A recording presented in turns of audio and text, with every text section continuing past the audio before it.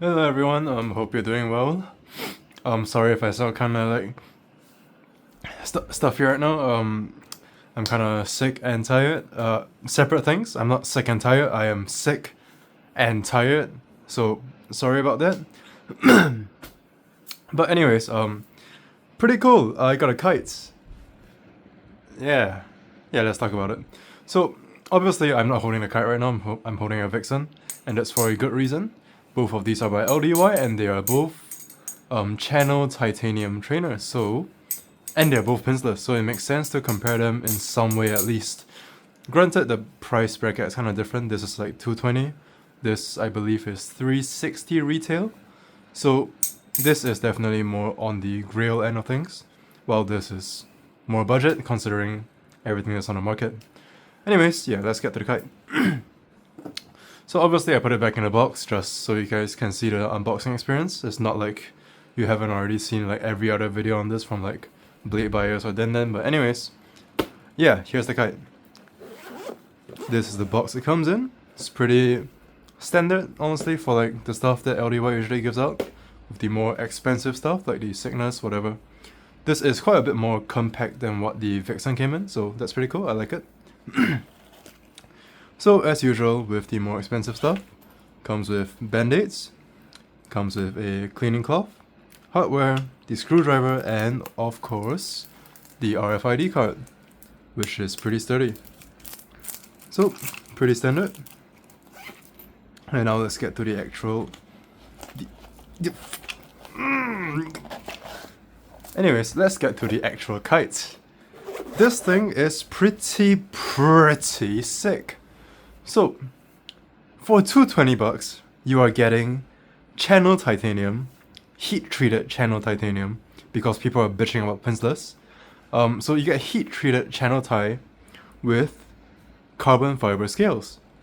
For $220, that's insane. Like, okay, if your perspective on value like comes from Chinese companies, so like Nabelis, LDY, even Clones, Armshark, Belly Plus. If that is your perspective on value, then this thing is like the value isn't that special. It's reasonably priced to, quite high end. But if you come from brands like Squid, whatever, this is insane value. Especially when you consider the fact that the Superfly was and still is one of the best value to performance bellies you can get on the market. The Superfly, I believe, is $230 for sandwich titanium. For a sandwich titanium bottle opener trainer with brass adjustable weights, which are actually pretty impactful to the balance.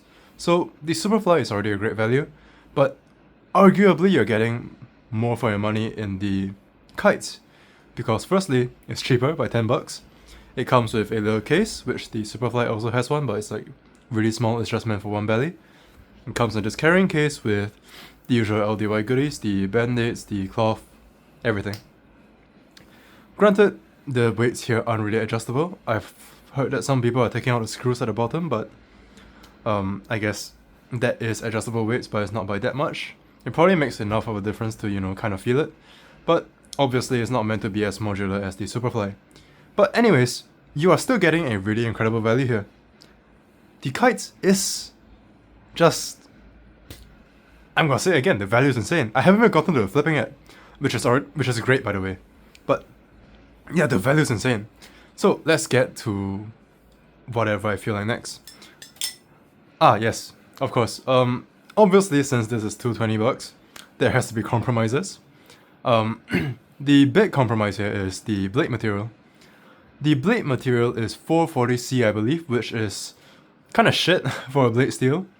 But if you're just using this as a flipper, so like, if you're not using it to cut anything heavy duty, if you're not using this to like cut rope or anything, this is fine. It will hold up just fine. If you drop it, it's not gonna shatter, it's not gonna bend like a Mako blade. This is perfectly fine. And also, LDY is doing false edges now. Sick! You might see that there's a sharpening notch here, because... So, pretty much if I'm not wrong, when LDY did that poll on Instagram, they asked everyone whether we wanted sharpening notches on false live blades, and that's because when you sharpen a false live blade that doesn't have the notch, you kind of lose the tip. It kind of just doesn't look as good. So this notch prevents that, but I'm not sure whether I really like it because, well, firstly, it's a really small piece of metal that sticks out of a blade, so it inevitably bends. Like, it came out of the box bent, which I'm not mad about because it's not meant to stay there. Secondly, if it goes in somehow, it's gonna go in pretty deep. So yeah, just not sure whether I love the notch, but it's a really, really cool idea. Now let's get to the actual belly. So I got the green kites from the from the previous international drop where they introduced the green kites, and the anno is pretty cool. This side is more goldish, maybe Volt Line goldish. This side is really cool. I love this side.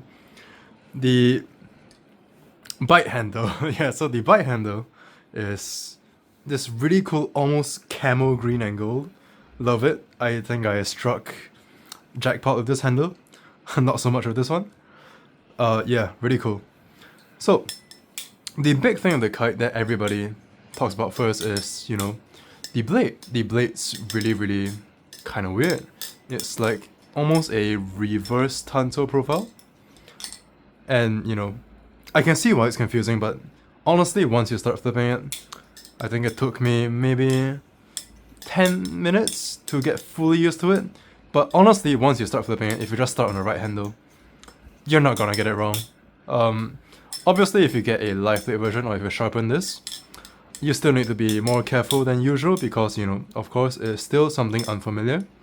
But it is really not that hard to get used to. God, my nose. Jesus, I'm sorry. Yeah, so flipping wise, I think the kite is pretty good. It fans honestly quite well. It chaplains very well. It does more, you know, technical stuff pretty well as well, even though I'm kind of bad at them. Stuff like giraffes, no problem if I can actually do one. Yeah, kind of. Chaplains, again, no problem. Rollovers, fantastic. Carries quite a lot of momentum without being very overbearing. Yes, pretty cool. So, let's talk about the pin system.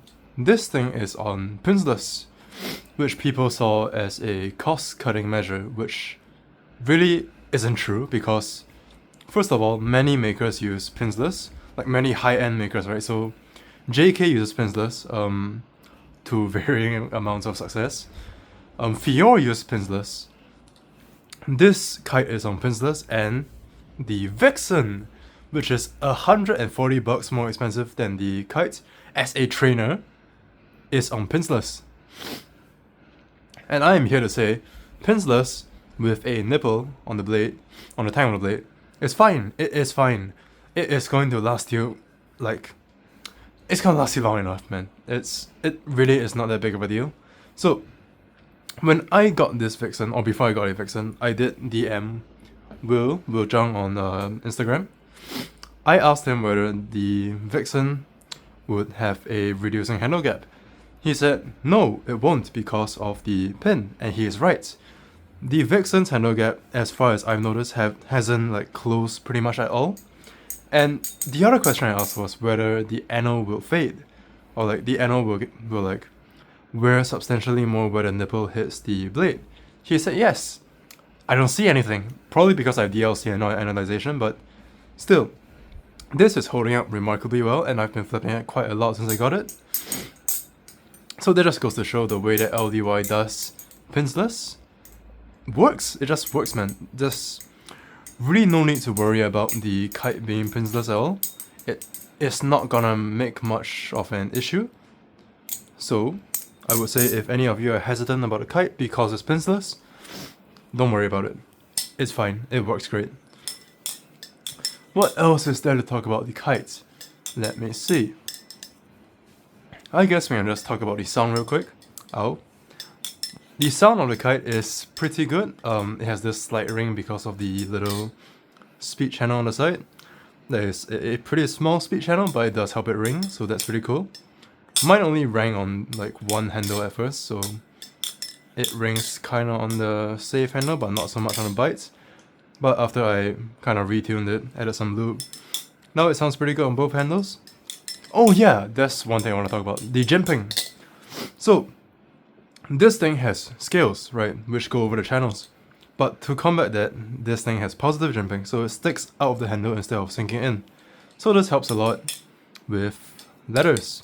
This is honestly one of the best, like, grippiest jimpings I've felt. It is like pretty, it's not like sharp per se, it's like the opposite of sharp, honestly. It's like completely smooth. It's like just straight up semicircles, like arches. So it's not like really catching onto your fingers, but it's pretty comfortable, and there is plenty of jimping on the handles to help you throughout leather tricks. God, I cannot flip today, I am so sorry. Honestly, there's not much more for me to talk about. I'm just gonna be dragging this video out if I say anything else. Yeah, the kite's really cool. I think anybody who has the money to spend should buy one. If you're looking for your first titanium belly, this might be a good choice, but you know, asterisk on might, because this is carbon fiber, so if you drop it, it's probably gonna shatter, it's gonna break, or it's gonna splinter, so be careful of that. As always, carbon fiber is more fragile than G10, so do not drop it. And yeah, I think I'll just end it there. The kite's pretty freaking cool. Everybody should get one. LDY is doing some sick stuff. LDY is also making a Chandwich Orion, by the way, with the comb blade returning, so if you haven't seen that, check out their Instagram. It's kind of fucking sick, I'm not gonna lie, I might get one. But yeah, that's about it for now. Kite, sick. Hopefully once I have time, or after my game launches, I'll talk about the Thai Kraken. But honestly, it's just not that interesting, so that's why I haven't made a video yet. And yeah, that's it. I will see you guys around.